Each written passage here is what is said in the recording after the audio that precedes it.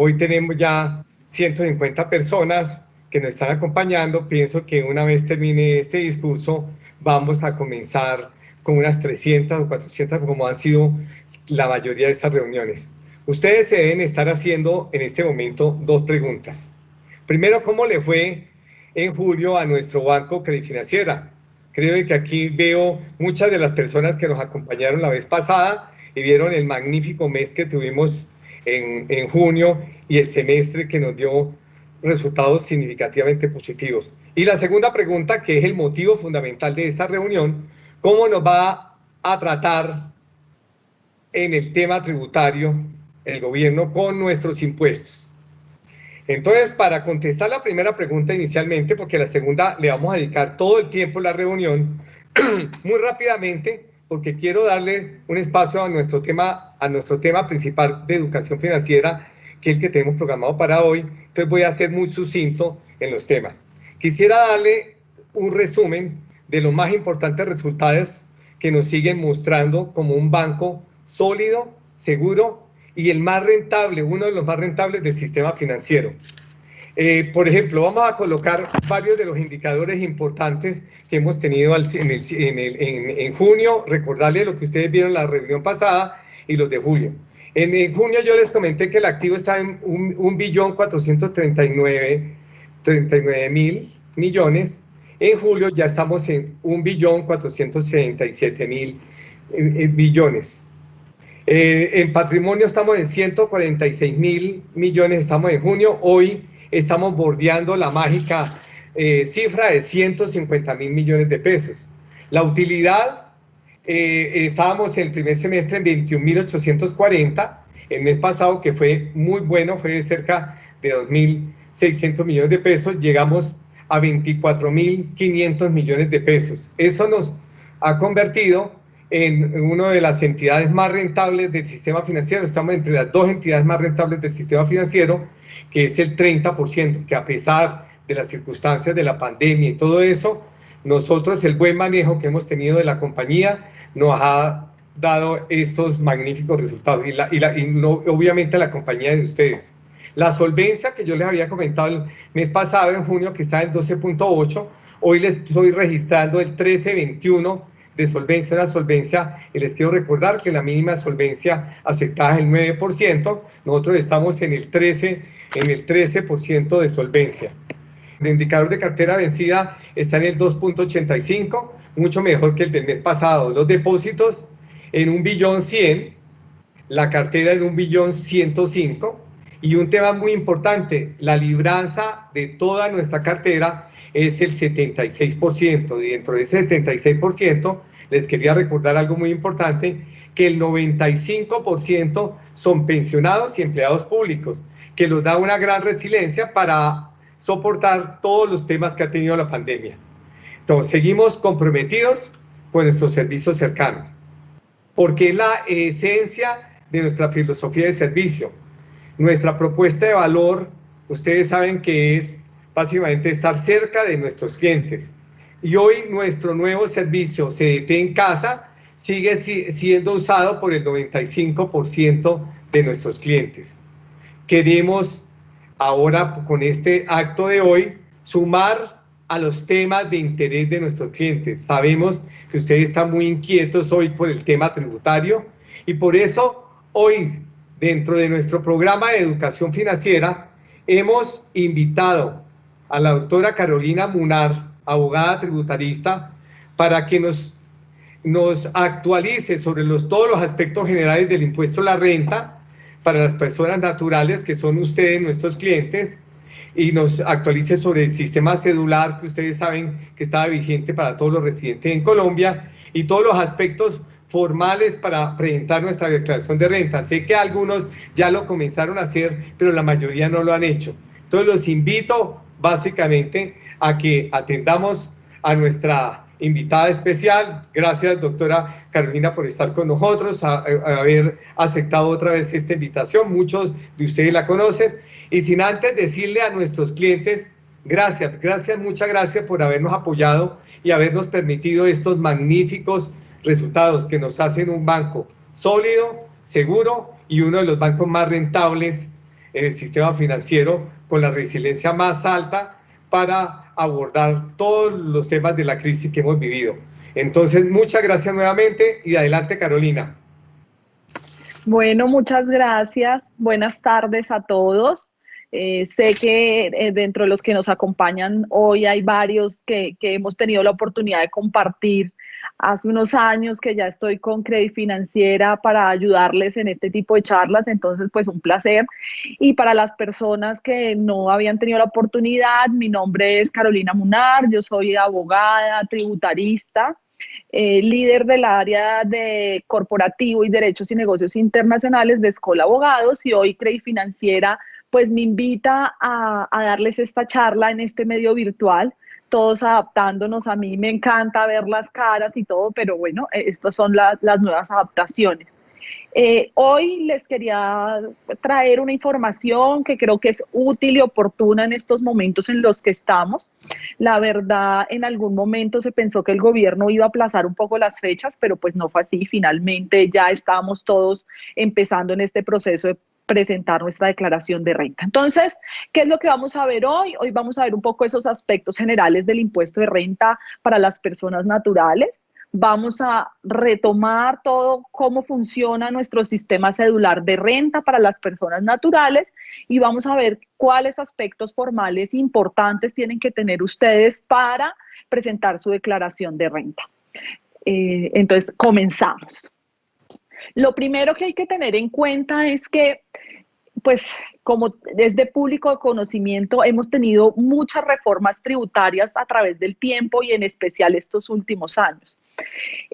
Desafortunadamente, además, pues, la ley que salió antes, en el 2018, diciembre del 2018, que fue la 1943, fue declarada inexequible por la Corte Constitucional. ¿Y qué quiere decir esto? Que la Corte Constitucional dijo esa ley no debería existir dentro del ordenamiento porque tuvo unos vicios. Sin embargo, esta inexequibilidad de la Corte no fue total, sino que la dio con efecto diferido. ¿Qué quiere decir eso?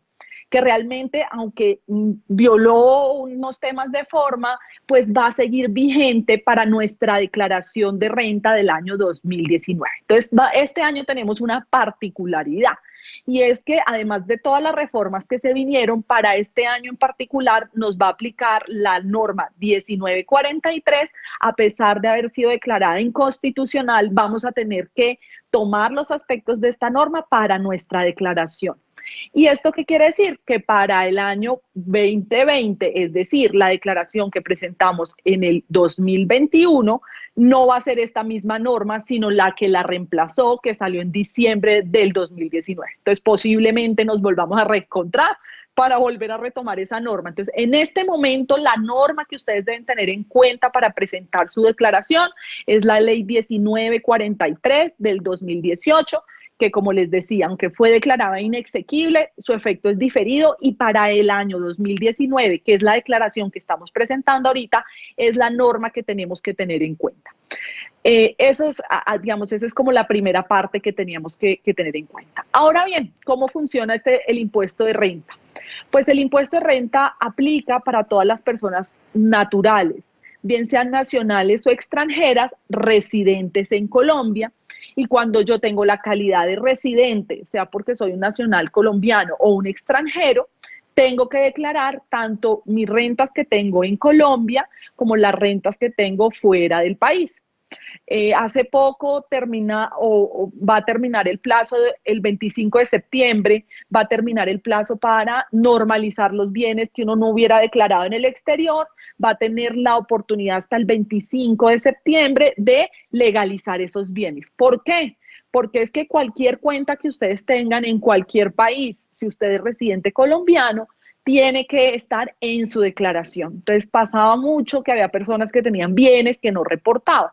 Entonces, la idea es que este impuesto de normalización les va a permitir traer a Colombia, pero pues ya realmente nos queda muy poco para normalizar esos bienes en Colombia. Diferente para las personas naturales que no son residentes. Para las personas naturales que no son residentes en Colombia, solo tienen que tributar en el país cuando se cumplen unas condiciones, pero por sus rentas de fuente nacional, no por las que tienen afuera. Entonces, ¿cómo me vuelvo yo residente fiscal en Colombia? Pues la residencia fiscal en Colombia, según el estatuto tributario, se adquiere cuando paso más de 183 días calendario dentro de un periodo de 365 días. Es decir, que solo por el hecho que yo esté en Colombia físicamente me vuelvo residente para efectos fiscales. Hay otras reglas especiales para diplomáticos, pero la regla en general para todos es esa. Si yo paso más de 183 días en Colombia, me entiendo residente fiscal. Entonces, yo lo primero que tengo que saber es, ¿soy residente o no soy residente? Y si soy residente, ya saben, tributo por toda mi renta mundial.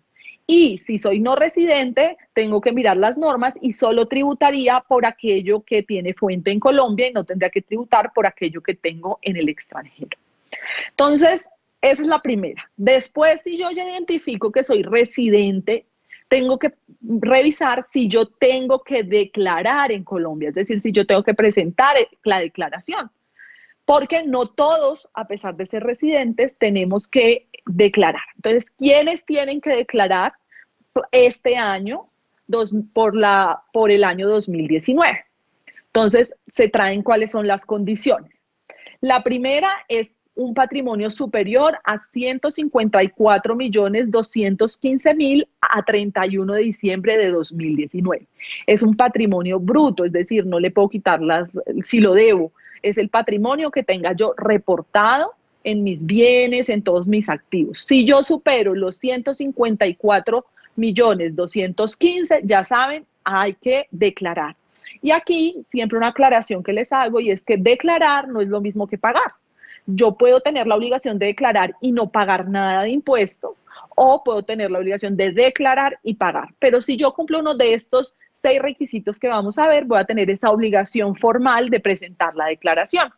Entonces ya vimos, 1, patrimonio. El otro concepto que debo tener en cuenta para saber si yo tengo o no tengo que declarar son los ingresos brutos. Cuando mis ingresos superen los 47.978.000 pesos, si los superaron en el 2019, entonces yo tengo la obligación de presentar mi declaración. Lo mismo con consumos de tarjetas de crédito. Todos aquellos consumos en tarjetas de crédito superiores a 47.978.000 pesos durante el año 2019 me genera la obligación de presentar este año la declaración en la renta.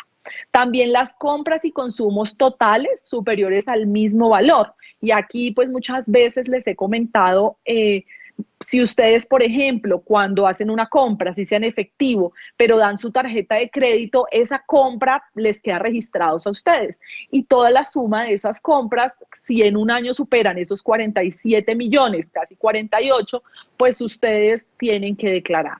O si yo ese año compré la nevera, la lavadora, un carro, y todo eso me va sumando los valores, tengo la obligación de declarar, recordando que puede ser que no tenga necesariamente que pagar. También las consignaciones, si yo tengo consignaciones bancarias, depósitos o inversiones financieras superiores a esos 47.978.000, también tengo la obligación.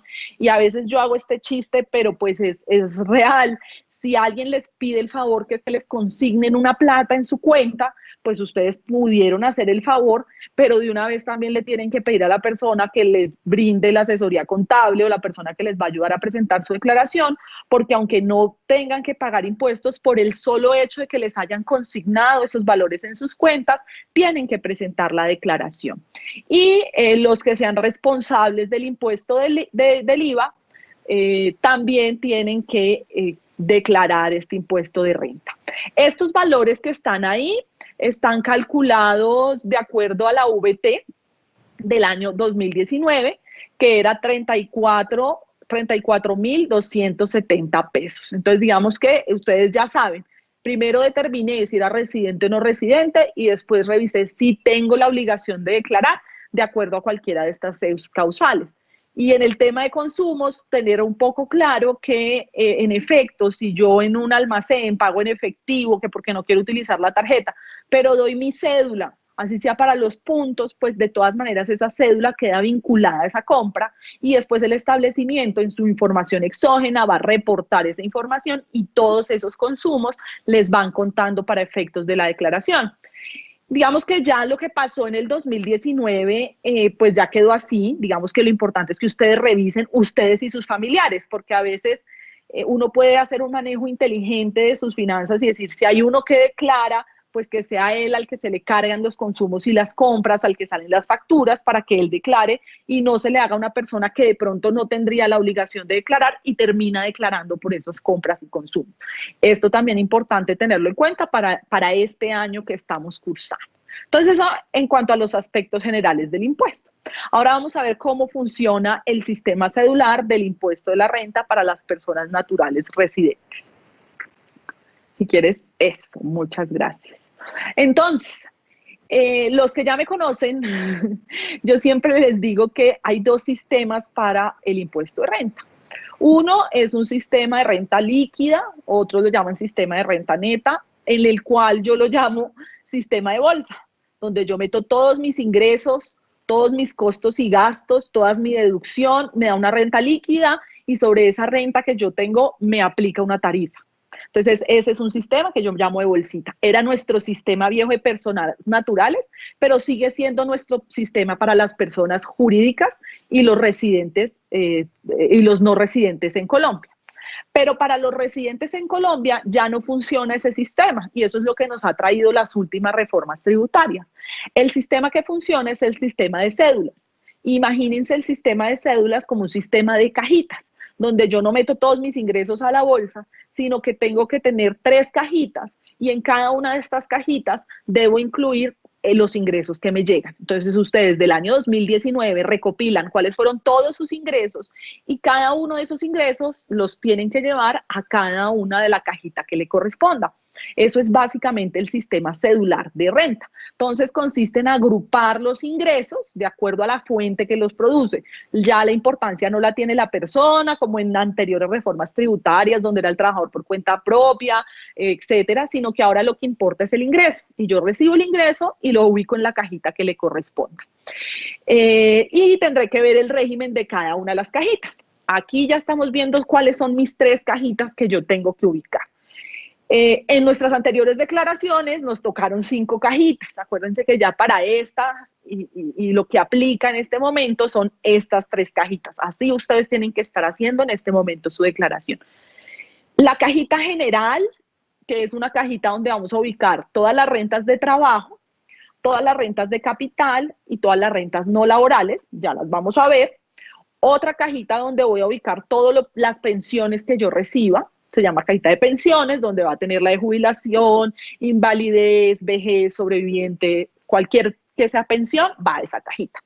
Y la última es, ay, me quedó duplicada, bueno, y la siguiente cajita es la de dividendos y participaciones, que ahí nos quedó repetida, pero la vamos a arreglar cuando les mandemos la presentación, es la de dividendos y participaciones, esa es la tercer cajita. Y ahí se graban las utilidades que se reciben de una sociedad. Entonces, yo voy a coger mis ingresos en cada una de estas cajitas y voy a hacer la depuración en cada cajita. Es decir, a esa cajita es la que a cada cajita le meto sus beneficios fiscales, sus costos y deducciones, pero a cada una de las cajitas. Yo no puedo cruzar entre cajitas ni aplicar beneficios a todas las cajas, ni puedo hacer compensación entre las cajitas. Cada cajita es una depuración independiente y tiene una tarifa independiente. De la cédula general que veíamos, entonces tiene todas las rentas de laborales que están en el artículo 103 del Estatuto Tributario, que son salarios, comisiones, honorarios, cualquier tema de esa prestación de servicios laborales, va ahí. También la prestación de servicios cuando yo tengo menos de 2 personas a mi cargo vinculadas con el servicio, también va a las laborales. Tengo también las rentas de capital, ahí van todos los ingresos obtenidos por intereses, rendimientos financieros, arrendamientos, regalías, explotación de propiedad intelectual, va a esa cajita, a esa subcajita, ¿no? Porque aquí estamos dentro de la general. Y las rentas no laborales, que es donde si yo no sé dónde tengo que ubicar este ingreso, tengo dudas, no encuadra en ningún otro, lo tengo que meter en las no laborales. Y adicionalmente se entenderá como no laboral aquellos de prestación de servicios, es decir, honorarios, pero que vinculen a más de 2 personas a esa actividad. Ahí es importante que tengan en cuenta eso porque digamos que tienen beneficios y trato diferente. Cuando una persona presta servicios y tiene un contrato de prestación de servicios, pero ella presta el servicio sola, sin ayuda, la ley entiende que hace más o menos lo mismo que un trabajador, prestar sus servicios de manera personal. Por eso se entiende que esa es una renta laboral.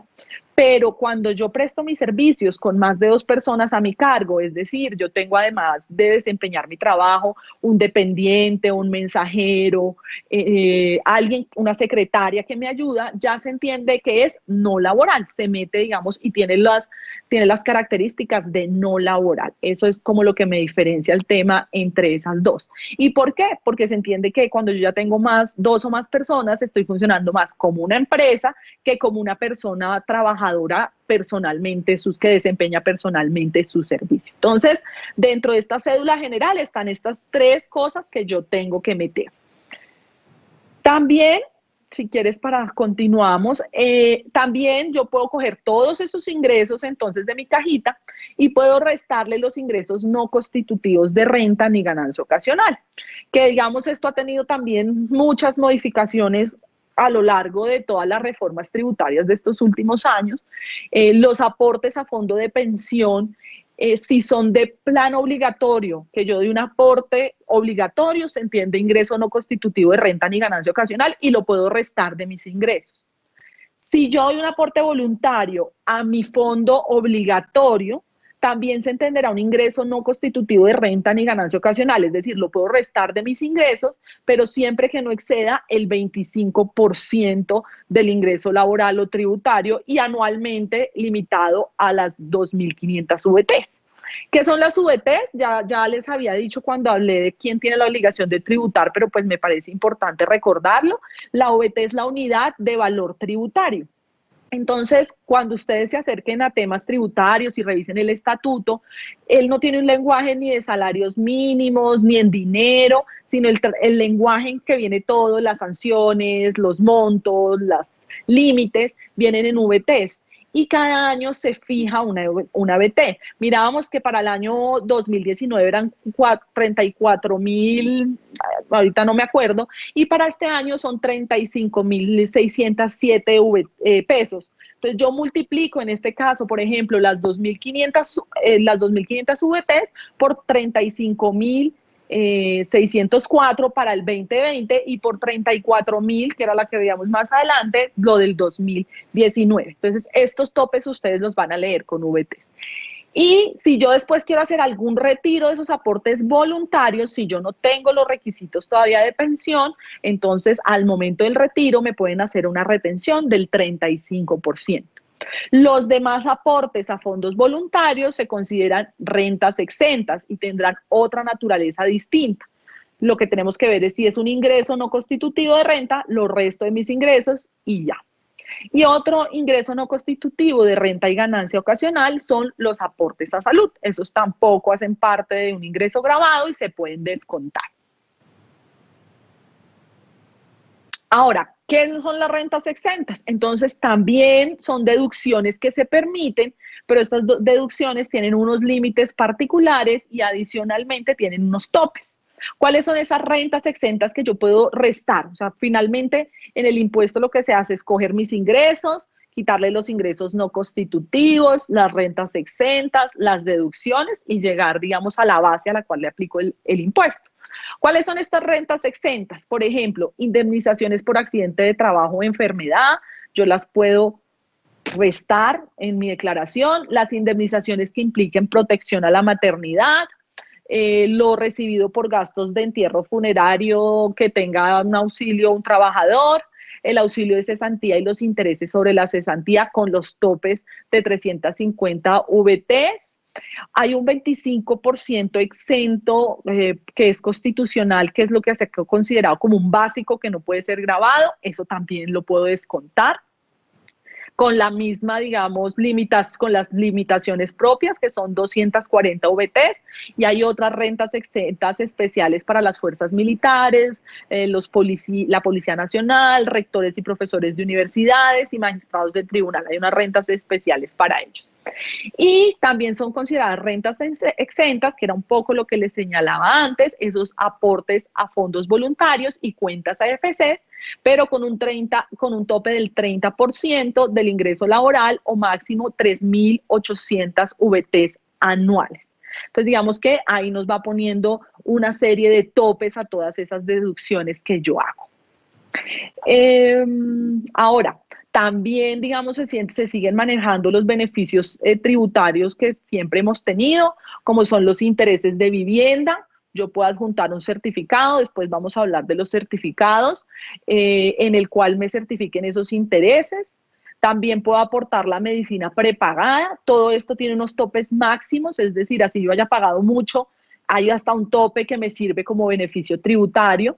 También los dependientes se puede deducir hasta un 10%, y para los dependientes pues tenemos que tener los hijos entre 18 y 23, si hay personas discapacitadas pues también dentro de mi familia tengo un hijo, pues aplica a más largo plazo y no solo a los 23, también cuando mi cónyuge tiene alguna discapacidad o no tiene ingresos suficientes, y digamos que hay todos esos beneficios que siempre hemos traído, hay que traerlos. Lo que pasa es que yo puedo tener muchos dependientes, pero tengo un tope máximo del 10%.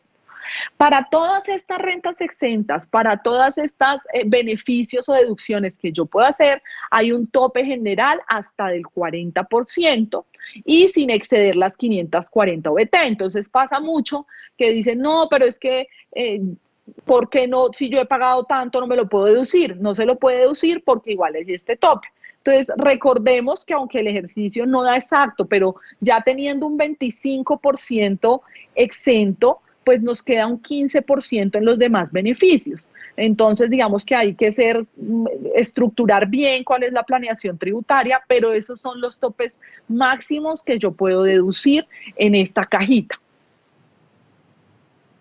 Entonces, para resumir un poco esto que venimos hablando, yo cojo todos los ingresos obtenidos y ya vimos cuáles son esos ingresos, le resto todos los ingresos no constitutivos de renta ni ganancia ocasional, le puedo deducir a eso, deducir o restar pues las rentas exentas y las deducciones con el tope hasta el 40%, así usted tenga más deducciones, no, hasta el 40% puede deducirse y hasta 5.040 VTs. Y para las rentas no laborales, solamente para las no laborales, yo también puedo deducir los costos y gastos debidamente soportados. Si yo soy un trabajador, pues no puedo decir que tengo costos y gastos porque se entiende que el que tiene los costos y los gastos es la empresa y no yo como trabajador. Pero para los que no son no laborales, ¿se acuerdan que hablamos de esos honorarios que tuvieran dos personas a su cargo? Ellos pueden también deducirse los costos de su actividad, obviamente cumpliendo los requisitos de razonabilidad, proporcionalidad y relación de causalidad. Es decir, yo puedo deducir si tengo una oficina arrendada para prestar mi servicio, pues puedo deducir ese costo si tengo todos los soportes, pero solo de aquellas cosas que estén relacionadas directamente con esa prestación del servicio y solo para las no laborales. No aplicaría, como les digo, ni para las laborales, porque ahí se entiende que el que asume todos los gastos es el empleador. Cuando yo ya hice esa operación, ingresos, y le resté todas esas deducciones que le puedo hacer, me dio una base. Y esa base es la que voy a llevar a mi tablita del impuesto. Digamos que en estos temas tributarios a veces no es tan fácil porque le dicen, no, ¿cuál es el porcentaje? Pero pues la respuesta no es esa, porque lo que yo hago es coger mi base y hacer esta operación que está ahí. Tengo mi base gravable que me dio en dinero, o sea, después de ingresos menos deducciones me dio una suma de dinero. Esta suma de dinero la vuelvo en VTs, unidades de valor tributario, o sea, la divido en las unidades de valor tributario. Eso me da unas VTs y con esas VTs yo las ubico en los rangos de la tabla que ustedes ven en la presentación. Yo ubico de acuerdo al monto de VTs, lo ubico en la tabla. Entonces, digamos que yo tuve 1.500 VTs después de hacer todo el ejercicio. Entonces yo me ubico en la que dice 1700, en la que dice 1090, perdón, porque es hasta 1500. Entonces cojo esa VT, es mi base grabable en VTs, le puedo restar 1090 y eso lo multiplico por 19 y eso va a ser el impuesto que tengo que pagar. Entonces no es un tema como en las personas jurídicas donde yo digo es el 33%, sino que aquí tengo que hacer esta operación después de haber hecho toda la deducción de mi cajita general. ¿Listo? Esto es para la cajita, para la cédula general. Esa es la forma en que en que ustedes están haciendo su declaración. Ustedes le dicen al contador todos sus ingresos, él les va a pedir los certificados de los beneficios y si tiene alguno de rentas exentas, saca el resultado y procede a aplicar la tarifa. Acuérdense que también les dije que hay otra cajita, otra cédula, que es la cédula de pensiones. Aquí digamos que como yo siempre les he dicho, se sigue manteniendo el tema que son no gravados porque las primeras 1000 mensuales son exentas. ¿Qué quiere decir esto? 1000 multiplicado por los 34.200 más o menos, que es la VT del 2019, pues me da más o menos 34 millones. Para este año son 35.607.000 pesos, que son exentos. Entonces realmente mensualmente es una cifra bastante alta, por la razón por la cual hoy en día la gran mayoría de pensiones en Colombia no están grabadas, pero pues si hay una pensión que supere esas 1000 VTs sí estaría grabada.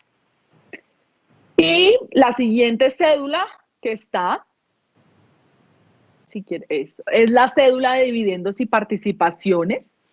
Digamos que este también ha sido un cambio a través de las diferentes reformas tributarias que hemos tenido. La primera, al principio, estas no eran gravadas porque se consideraba por un principio de transparencia que si la sociedad o la empresa ya había pagado impuestos, no tenía sentido que cuando yo recibiera las utilidades también tuviera impuestos. Sin embargo, después, desde la 18-19, la reforma, se dijo no, digamos que es una fuente distinta, una cosa es lo que la empresa paga por utilidad y otra cosa es lo que la gente recibe y no hay doble tributación y por eso hoy en día los dividendos han sido gravados. Esto ha tenido un impacto muy fuerte realmente para las empresas, entonces ha variado mucho. En primero se habló de unas tasas más altas, yo ahorita están un poquito más bajitas, pero siguen siendo altas. Para poder sacar esta cédula, pues lo primero es que la empresa nos tiene que dar una certificación. En esa certificación, digamos, la empresa determina cuántos de esos dividendos son gravados y no gravados, porque eso es una operación que tiene que hacer la empresa de acuerdo al estatuto tributario.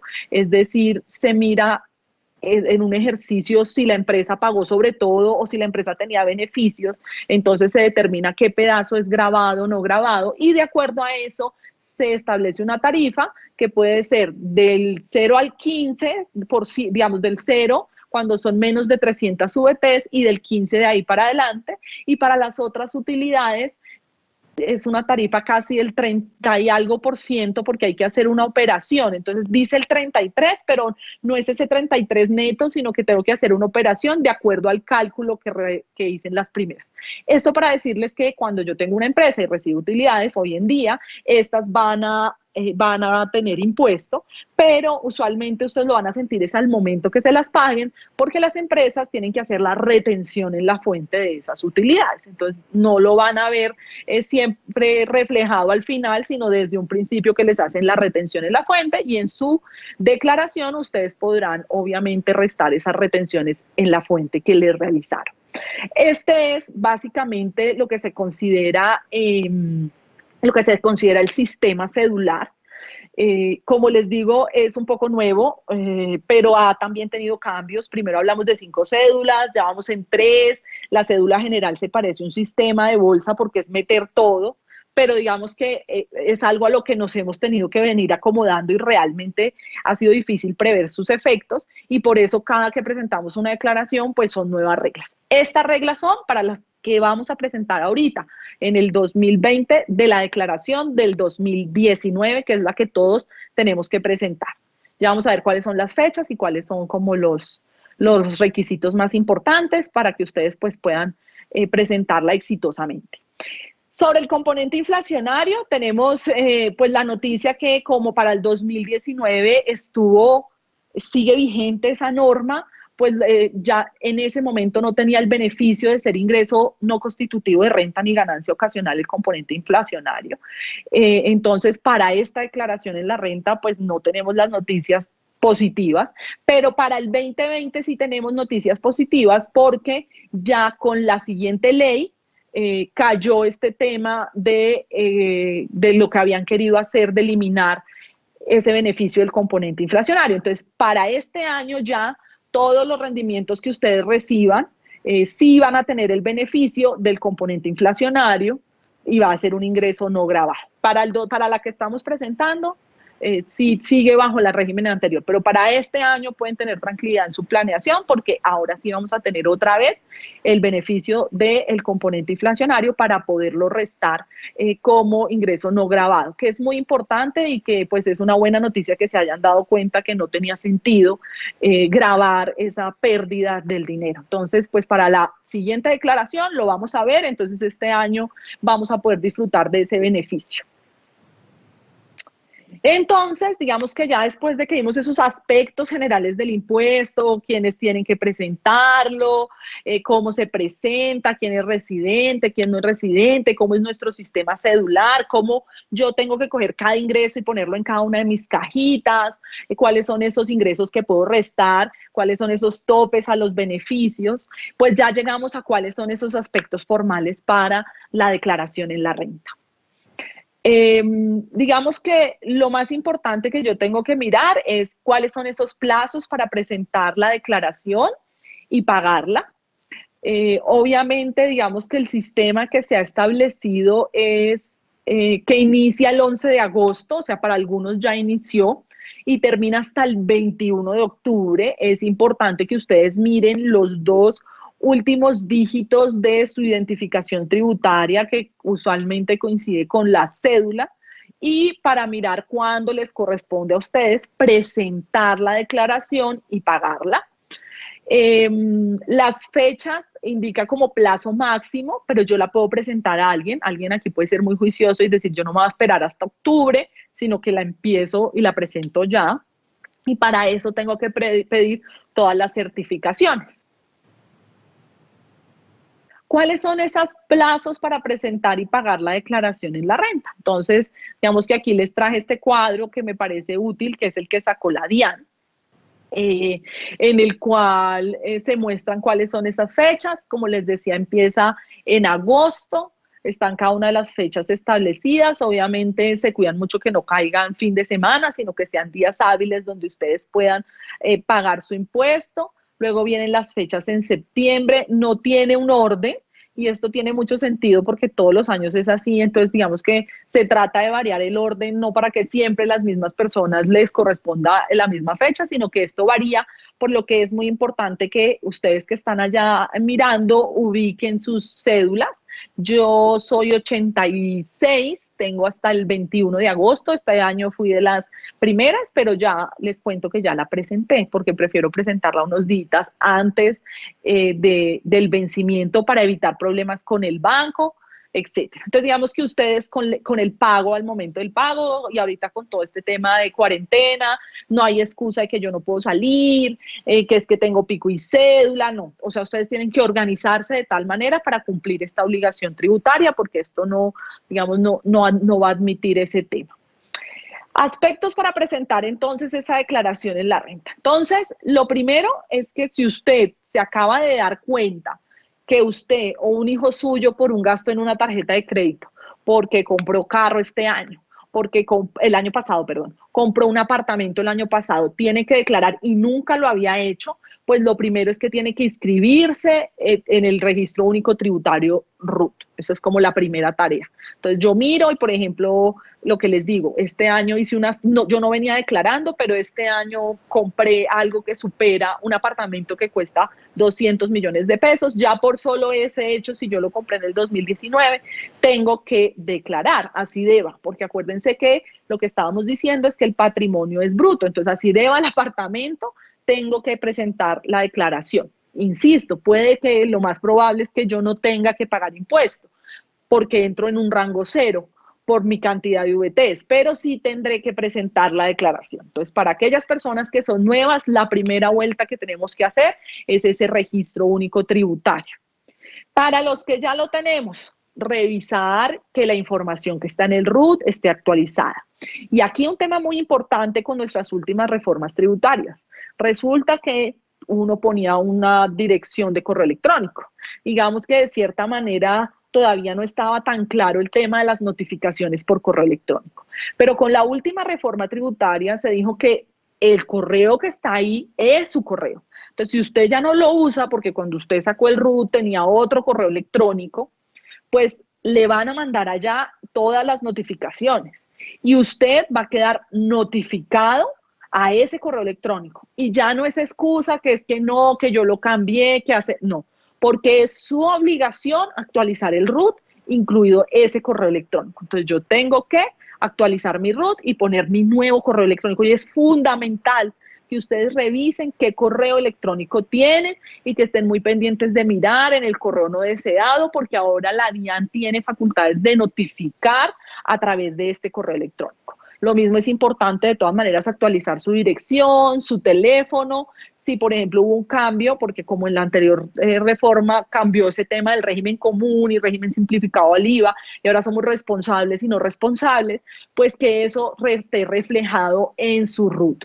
Y obviamente, pues tiene que estar la obligación de declarar. Si yo voy a declarar, en el RUT tiene que salir vigente esa obligación de declarar, que es la responsabilidad 5. Entonces, digamos, para que ustedes miren muy juiciosamente ese RUT con su contador y hagan las actualizaciones, o si ustedes lo hacen directamente, hagan las actualizaciones. Obviamente hoy en día, con todo esto, pero desde hace rato, la DIAN tiene habilitado muchos servicios en línea. Entonces se habilita la cuenta con un correo electrónico, una contraseña, que es con la que usted puede realizar todos sus trámites en línea con la DIAN. Y ahí pues obviamente tratar de ser muy juiciosos con esas contraseñas, porque yo sé que a todos se nos olvida porque todo tiene contraseña y todo cambia de contraseña, pero pues tratar de tener muy clara esta contraseña, lo cual nos va a facilitar muchos trámites. Aunque la DIAN en este momento está funcionando algunas cosas en línea, pues para que ustedes definitivamente no tengan que acercarse pues físicamente a las oficinas y menos, como digo yo, en estos tiempos. Obviamente también hoy en día se puede habilitar la firma electrónica, que es obligatorio para hacer todo el tema virtual. Muchos la tienen ya actualizados, los que venían, pero aquellos que lo hagan por primera vez pues tendrán que habilitar su firma electrónica. Y obviamente tienen que tener todos los soportes para hacer su declaración. Digamos que este es un elemento fundamental. Una de las cosas más importantes es que yo tenga mis soportes para poder presentar mi declaración. Entonces, ahora vamos a ver un poco cada uno de estos soportes para que ustedes lo tengan muy claro. Y que los empiecen a exigir, porque desafortunadamente no todas las entidades son rápidas. Hay unas que son más rápidas, hay unos bancos que se descargan más fáciles que otros, hay otros bancos que a veces toca ir, o sea, toca que ustedes estén muy pendientes de cómo recopilar toda la información que requiere. Entonces, digamos que unas es toda mi información referente al patrimonio que yo tengo. Entonces, pues los más comunes que casi todos podemos tener son los certificados bancarios. Entonces, pues ustedes van a su banco o con su banco con la plataforma electrónica o con su asesor para que les entreguen todos los certificados de saldos, de cuentas de ahorro, de cuentas corrientes, certificados de inversión emitidas por las entidades donde se constituyó la inversión. Entonces aquí estamos frente a CDTs, bonos, derechos fiduciarios, inversiones obligatorias, entre otras. Si ustedes tienen bienes, entonces tener en cuenta los impuestos prediales de esos inmuebles. Obviamente ustedes deben tener legalizado todo el tema de la escritura, que ustedes son los propietarios de esos bienes inmuebles, y obviamente tener los prediales que se cancelaron correspondiente a esos bienes. También si yo tengo relacionados algunos bienes inmuebles de algún valor que yo quiera tener en mi declaración, pues también, o maquinaria, si yo soy de estas personas que realizo mi negocio y tengo alguna maquinaria que reportar, pues también tener muy claros soportes, facturas, etcétera. De los bienes incorporales, que si yo tengo derechos de autor o propiedad intelectual o científica o lo que sea y yo lo tengo ahí, también tengo que tener los soportes de todo eso, letras, pagarés, hipotecas y todos los demás documentos. Acuérdense que aquí estamos frente a el patrimonio. ¿Qué documentos necesito yo para saber cuál es mi patrimonio y cómo soportar? Otra cosa distinta son lo que yo tengo de mis ingresos. Entonces, también tengo que tener, así como tengo certificación del patrimonio que tengo, también tengo certificación de los ingresos que recibí, en este caso en el 2019. Entonces, uno de los principales, el certificado de ingresos y retenciones por pagos laborales o rentas de trabajo en general. Entonces, yo tengo que pedirle a mi empleador que me dé el certificado de ingresos y retenciones del año anterior, en el cual va a ser reflejado todos los ingresos y asimismo las retenciones en la fuente que me aplicaron.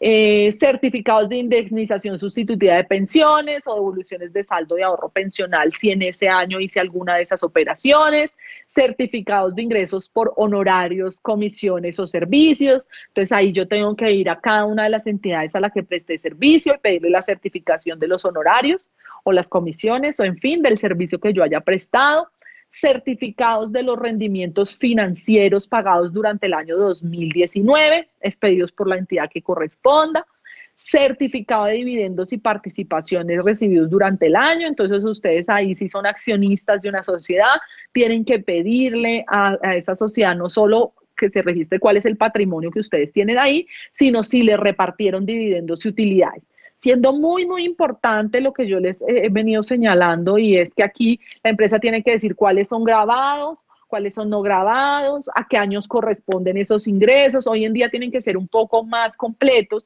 y los contadores de las empresas tienen que entregar esa información mucho más clara para que yo en mi declaración de la renta pueda clasificarlas donde le corresponden a cada uno.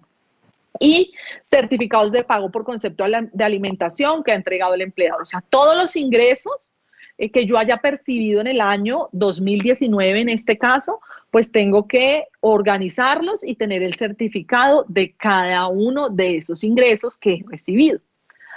Asimismo, si yo voy a tener algún beneficio tributario de los que hablábamos, por ejemplo, certificado de intereses de vivienda, pues necesito pedir la certificación, o sea, no basta con decirlo. Y aquí es muy importante, sobre todo en estos temas que ustedes no, pues no, yo más o menos calculo que fue, no, necesitamos pedir ese certificado para que ese sea nuestro soporte. Entonces ustedes van a tener en una carpetica física, hoy en día virtual, donde ustedes quieran, donde tengan renta 2019, entonces de mi patrimonio, esto fue lo que reporté y guardar todo lo que tenga. De mis ingresos, esto fue lo que reporté de mis ingresos porque esto fue lo que me reportaron. Y de estos beneficios fiscales, esto fue lo que yo pagué por medicina prepagada, por intereses de vivienda, por impuesto de industria y comercio, por donaciones o inversiones que se hayan efectuado durante el año, todos los documentos que respalden ingresos, costos, deducciones emitidos por la entidad que le corresponda. Entonces, acuérdense que yo les decía que, por ejemplo, para las no laborales yo podía deducirme costos y gastos. Sí puedo, pero tengo que tener en esa carpetica todos los documentos que respondan a esa suma que yo estoy colocando como costos y gastos. Y obviamente tienen que ser, si son facturas, que cumplan todos los requisitos legales de la factura. Y obviamente todas las deducciones de las que veníamos hablando. Si yo tengo dependientes a mi cargo, pues tendré el registro civil de mi hijo, si es menor de edad. Si es mayor, pero todavía está estudiando hasta los 23, pues el certificado donde está estudiando. Si tiene una discapacidad, él, mi cónyuge o mis papás, y yo los quiero aplicar como dependientes, pues tengo que tener el certificado de medicina legal que me diga que ellos tienen esa discapacidad. O si yo voy a decir que son dependientes porque no tienen los recursos, el certificado del contador público que diga que esa persona no tiene los recursos. Entonces, todo esto es lo que yo voy a guardar muy juiciosa en mi carpetica para el día de mañana que se quiera reportar. Ahora, porque antes de entrar a este tema, quería contarles porque ha generado muchas dudas y es una pregunta muy, muy frecuente. Resulta que las personas jurídicas ya presentaron su información. La presentan primero al principio del año y después la presentamos las personas naturales. Y además las personas llaman una cosa que se llama información exógena, presentan las personas jurídicas. ¿Qué es esa información? Ellos presentan un montón de información sobre a qué pago realizaron, a qué personas, y esa información la toma la DIAN.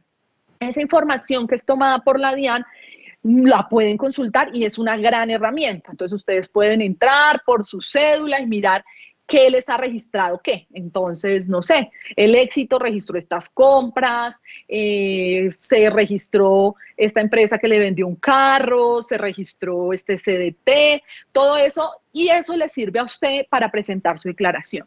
Pero quiero hacer un paréntesis, eso sí le sirve a usted para presentar su declaración, pero lo más importante es los certificados, la carpetica que yo le digo que está armando, porque puede pasar, y ha pasado, que, por ejemplo, a personas les aparece algo que no es.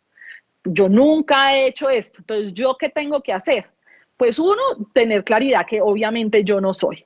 Puedo pedirle a esa entidad que me aclare por qué me reportó si yo no he tenido nada, para que esa entidad aclare lo que le corresponda. Pero no porque la entidad me haya registrado, yo ya tengo que decir, sí, me tocó y me tocó pagar impuestos sobre eso.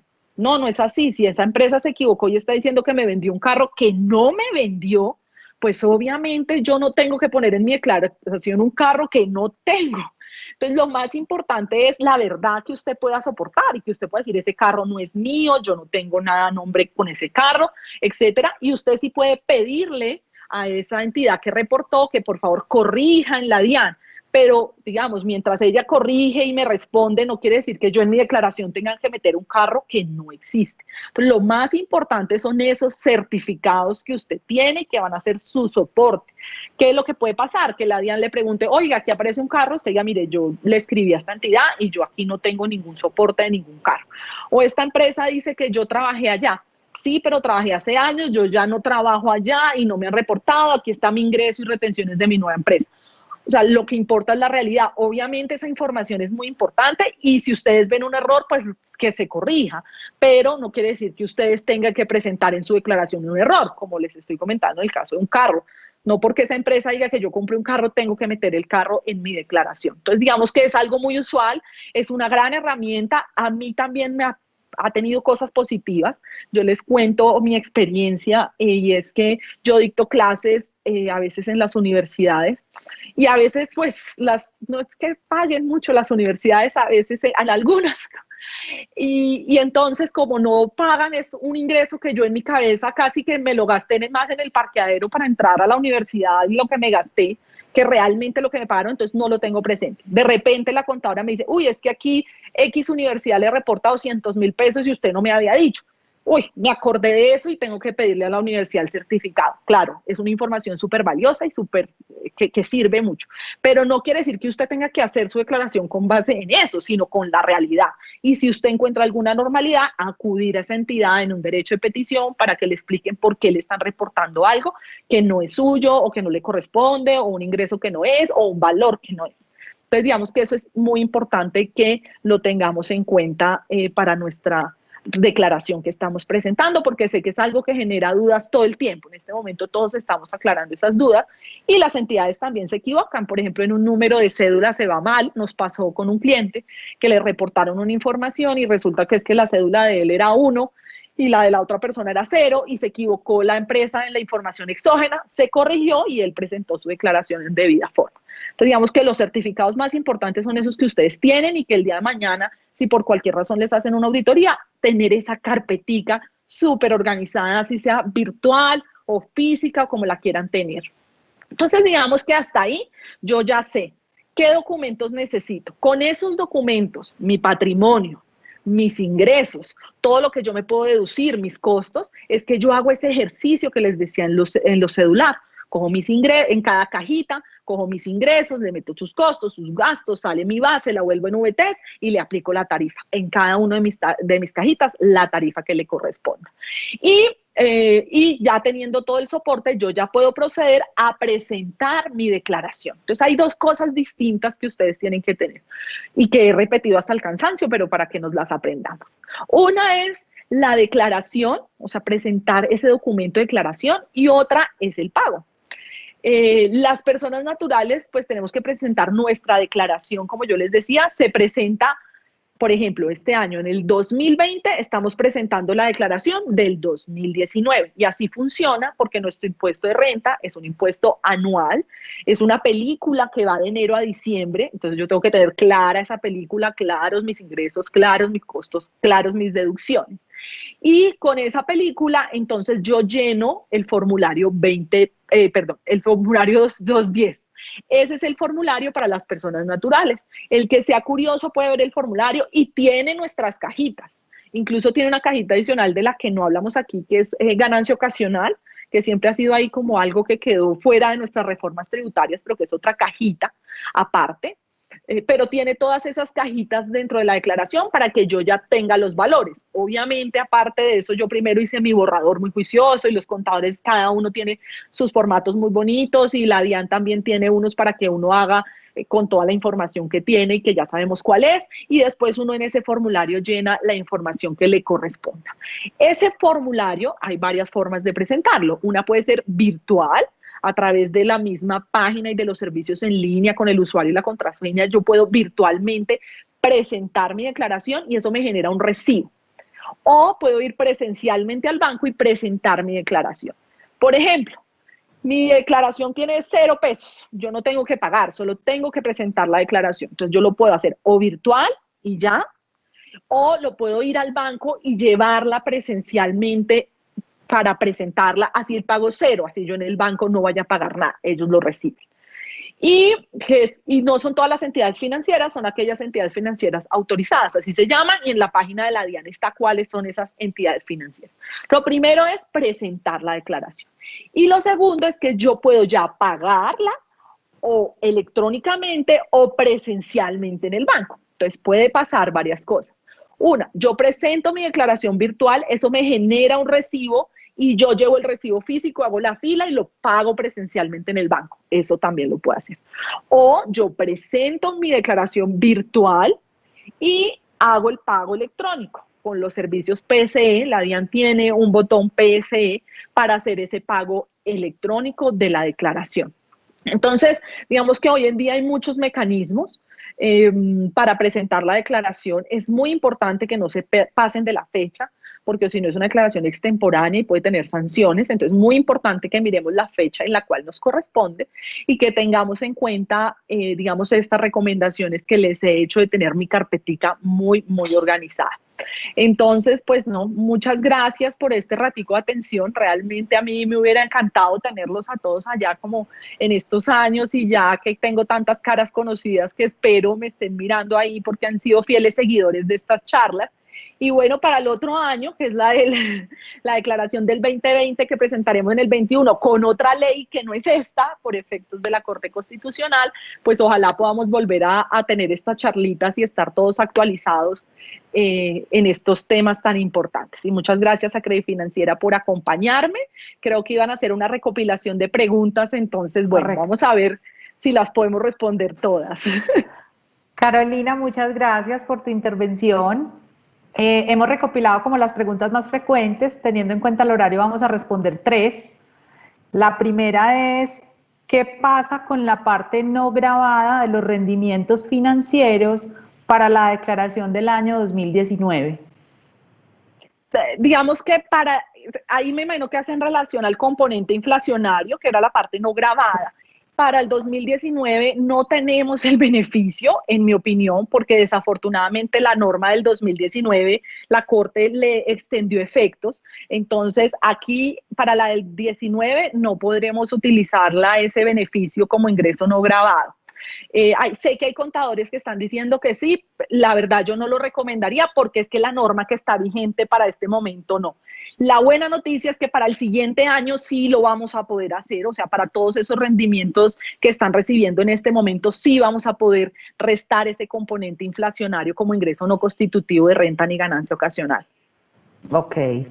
La segunda es, la DIAN pide que se reporten todos los titulares de un CDT, pero el banco pagó intereses al primer titular.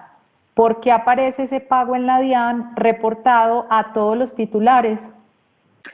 Bueno, entonces, digamos que eso depende un poco de cómo se expide el certificado. digamos que si se ponen si se ponen muchos titulares, digamos que la DIAN puede entender que todos ellos, o presumir que todos ellos recibieron algún tipo de rendimiento porque todos son titulares.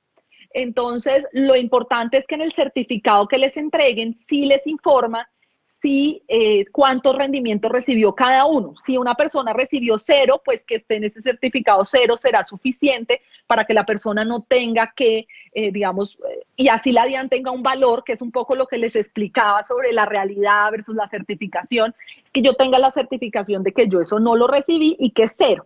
Pero sí, efectivamente, digamos, lo que pasa es que al existir varios titulares es como si se entendiera que hay propiedad de todos. Entonces, lo más importante es que en el certificado les especifiquen qué recibió cada uno. Si yo recibí todos los rendimientos y el otro no, pues ahí le tiene que aparecer 0, que él no recibió nada. Y así, de esa manera, él va a poder probar que no recibió nada y poder presentar su declaración. Ok. Y por último, ¿existe algún monto mínimo de ingresos por rendimientos financieros sobre el cual se debe pagar para fiscales para evitar un requerimiento de la UGPP? Uy, yo es que esos temas de la UGPP, digamos que el tema de la UGPP es un tema complejo porque no es aunque todo el mundo piensa que es un tema fiscal, no es un tema fiscal. Realmente el estatuto tributario no prevé el pago de parafiscales para efectos de los rendimientos financieros. Eso tenía que ver con un concepto que se llamaba rentistas de capital, que eso es muy, digamos, de una reforma muy antigua, pero hoy en día para efectos fiscales, nosotros, digamos, tributariamente no clasificamos las personas en rentistas de capital. Entonces, desde el estatuto tributario se establece que, digamos, no se establece el pago de parafiscales. Ahora, sí sabemos que la UGPP está diciendo que los rentistas de capital tienen que hacer aportes. Y no establece un monto mínimo para hacer esos aportes. Uno pensaría que debería ser el salario mínimo, que es como lo mínimo sobre lo cual yo debo hacer los aportes, pero realmente la UGPP sí exige que las personas que reciben rendimientos paguen para fiscales, lo cual de verdad que yo siempre lo he dicho en mis charlas, me parece que no debería ser de esa manera. Porque pues no se desarrolla como tal si bien es una actividad, no es una actividad que implique riesgos, no es una actividad que implique, sino es una actividad financiera, entonces no debería generar el pago de parafiscales, pero la UGPP sí lo ha establecido así. Entonces, y la UGPP, yo siempre digo, espero que no haya nadie de la UGPP ni de la DIAN, pero es un poco complicado con ellos porque es una entidad que hace sus propias normas, pero también se vigila, pero también es el que impone la sanción, un poco como la DIAN, pero no tiene tan depurado. Entonces, la verdad es que según la UGPP, ustedes si son rentistas de capital tienen que pagar intereses, pagar para fiscales. Sin embargo, yo creería, y yo he sostenido que eso no lo dice nuestra normatividad fiscal, y creería que debería ser cuando yo recibo superiores por lo menos a un salario mínimo, porque no tendría mucho sentido por debajo. Pero digamos que eso sí es la UGPP la que maneja este tipo de cosas sobre la parafiscalidad. Ok. Carolina, muchas gracias. A nuestros 500 clientes conectados les agradecemos muchísimo permitirnos volver a entrar hasta sus hogares. Sabemos que esta charla de Carolina es muy esperada por todos y muy oportuna. Gracias, Carolina, por estar con nosotros.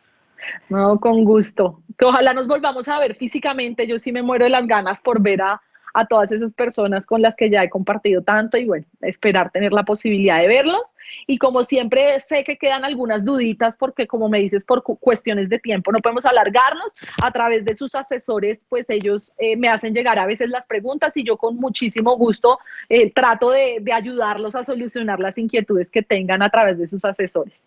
Claro que sí. Nos han preguntado mucho durante el streaming por la presentación que Carolina usó. Queremos confirmarles que mañana se las estaremos enviando.